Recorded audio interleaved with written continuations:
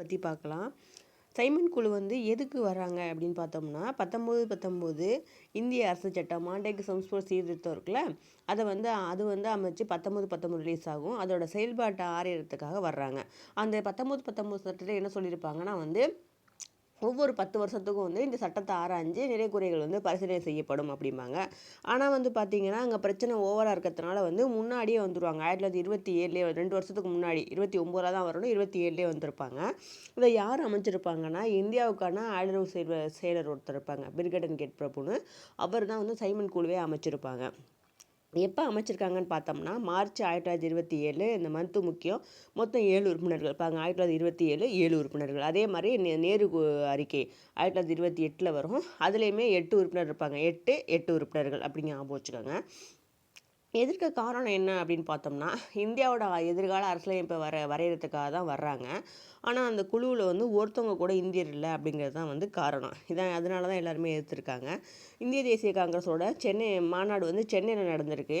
அங்கே வந்து சைமன் குழுவை புறக்கணிக்க தீர்மானம் வந்து ஏற்றிருப்பாங்க. 3 பிப்ரவரி 1928 வந்து மும்பையில் இறங்குது. மும்பையில் வந்து இறங்கும் போதே வந்து ஃபுல்லாக அர்த்தல் கடை பிடிச்சி கோபேக் சைமனே திரும்பி போன்னு சொல்லி ஃபுல்லாக முழக்கமிடுறாங்க. லாகூரில் இந்த போராட்டத்துக்கு தலைமை தாங்கியவர் வந்து லாலா லஜபதி ராய், பஞ்சாப் சிங்கம் சொல்லுவோம்ல, அவரை வந்து போலீஸ் அடியடியால் தாக்கியிருப்பாங்க. இதில் பின்னாடி வந்து இவர் இறந்துருவார். இங்கே பார்த்தீங்கன்னா முஸ்லீம் லீக்கும் இந்து மகா சபையுமே வந்து இந்த சைமன் குழுவுக்கு வந்து ஆதரவு வந்து தெரிவிச்சிருப்பாங்க.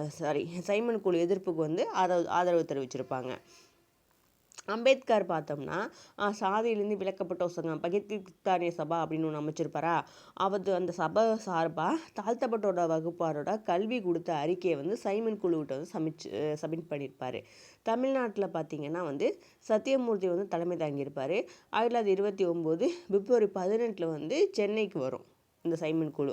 அதாவது 27 அமைக்கிறாங்க, 28 வந்து இந்தியா வருது, 29 தமிழ்நாட்டுக்கு வருது. சரிங்களா. இதில் வந்து பார்த்தீங்கன்னா நீதி கட்சி மட்டும் இந்த சைமன் குழுவுக்கு ஆதரவு தெரிவிக்கும். சரிங்களா. இங்கே பார்த்தீங்கன்னா இவங்க சைமன் குழு எதிர்ப்புக்கு ஆதரவு தெரிவிப்பாங்க. பக்கத்தில் எழுதி வச்சுக்கோங்க. சரிங்களா. இவங்க நீதி கட்சி பார்த்தோம்னா சைமன் குழுவுக்கே வந்து ஆதரவு தெரிவித்து அந்த குழுவுக்கு வந்து வரவேற்பு கொடுப்பாங்க. இதோட தாக்கம் பார்த்தீங்கன்னா இதோட அறிக்கை வந்து 1930 கொடுப்பாங்க. இது மூலமாக மாகாணங்களில் இரட்டை ஆட்சி செயல்பட்டு வரும். 1919 இந்திய அரசு சட்டத்தின்படி அதை வந்து ஒழிச்சிருப்பாங்க. இந்தியரோட கருத்து வந்து பரிசீலிக்கப்படும். ஏன்னா இங்கே இந்த குழுவில் ஒருத்தவங்க கூட இந்தியர் இல்லை அப்படிங்கிறதுனால எதிர்த்திருப்பாங்க. ஸோ இந்தியரோட கருத்து வந்து பரிசீலிக்கப்படும் அப்படிம்பாங்க.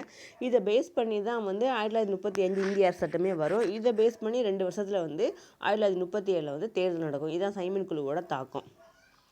தேங்க்யூ. இந்த வீடியோ பிடிச்சிருந்தா லைக் பண்ணுங்கள், உங்கள் ஃப்ரெண்ட்ஸுக்கு ஷேர் பண்ணுங்கள். ஈவன் டிஎன்பிஎஸ்சி சேனலை சப்ஸ்கிரைப் பண்ணுங்கள்.